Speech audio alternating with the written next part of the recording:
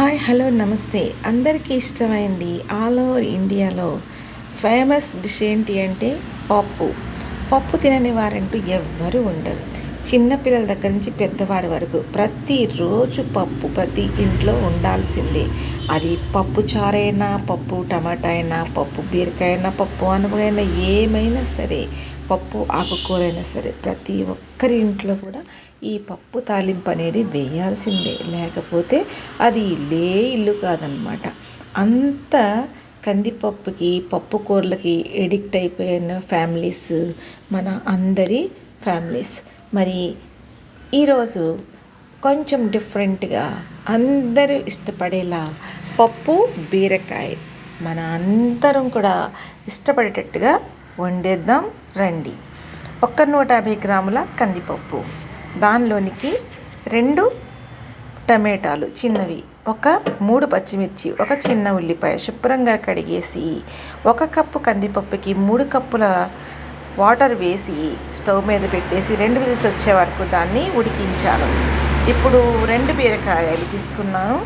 అందులో వాటిని ఈ విధంగా పీలర్తో పైన ఉన్నటువంటి చెక్కు తీసేసి వాటిని ఒక్కసారి చెక్ చేసుకోవాలి, టేస్ట్ చేయాలి. బీరకాయల్లో సాధారణంగా మరి చేదు స్వభావం అనేది వస్తుంది.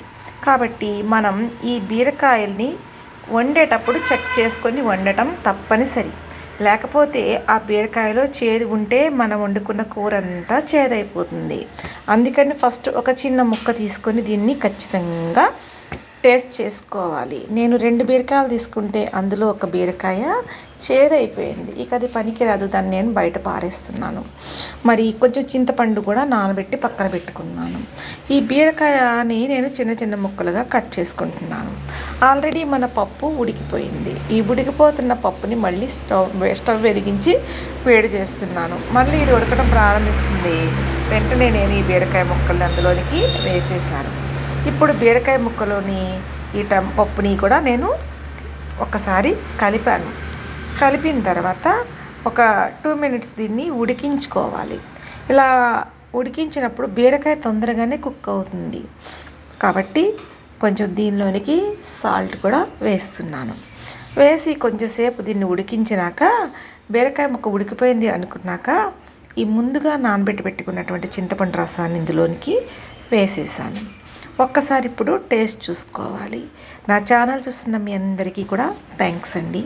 లైక్ చేయండి, షేర్ చేయండి, సబ్స్క్రైబ్ చేసుకోండి. మరి మీరు చేసే లైక్ అనేటటువంటిది నాకు ఎంతో హెల్ప్ అవుతుంది. సపోర్ట్ చేయండి. ఇప్పుడు పప్పు టమాటా బీరకాయ రెడీ అయిపోయింది.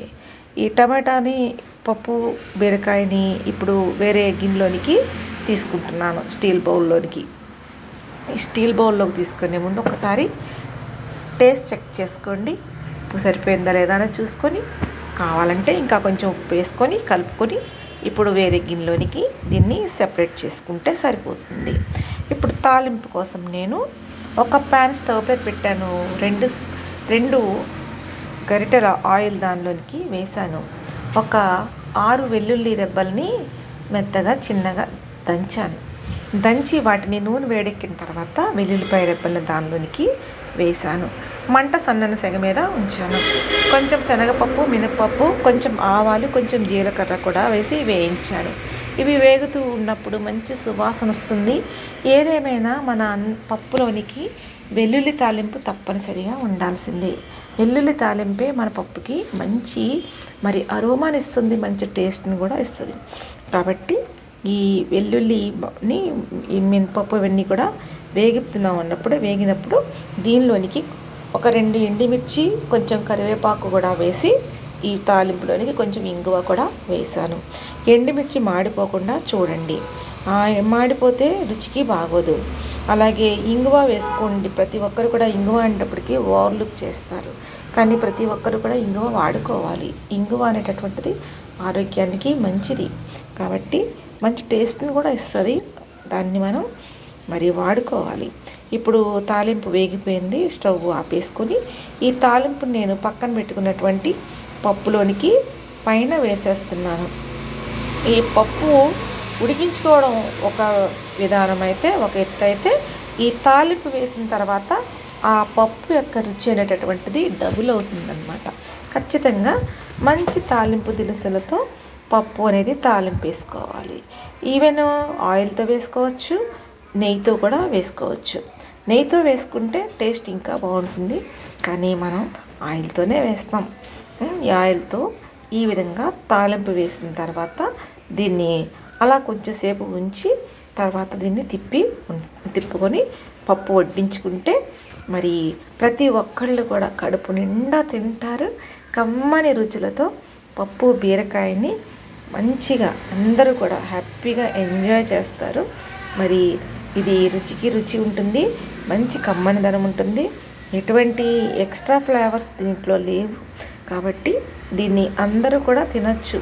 మరి ఈ విధంగా ఈ పప్పు బీరకాయని మనం ఏదైనా సరే సైడ్ డిష్లతో తీసుకుంటే బాగుంటుంది. అలాగే రోటీ చపాతీల్లోనికి బాగుంటుంది, ఇడ్లీలోనికి బాగుంటుంది. అన్ని సమయాల్లోనూ కూడా ఈ పప్పు బీరకాయ మార్నింగ్ ఈవినింగ్ అనేది తేడా లేదు. మరి అరుగుద్దో అరగదో అనేటువంటి భయం కూడా మనకు లేదు. మరి అందరూ పప్పు బీరకాయ వండండి, ఎలా వచ్చిందో నాకు కామెంట్ చేసి చెప్పండి. మర్చిపోరు కదా, పప్పు బీరకాయ అంటే ఫస్ట్ క్లాస్, మరి ఎవ్వరు మర్చిపోరు.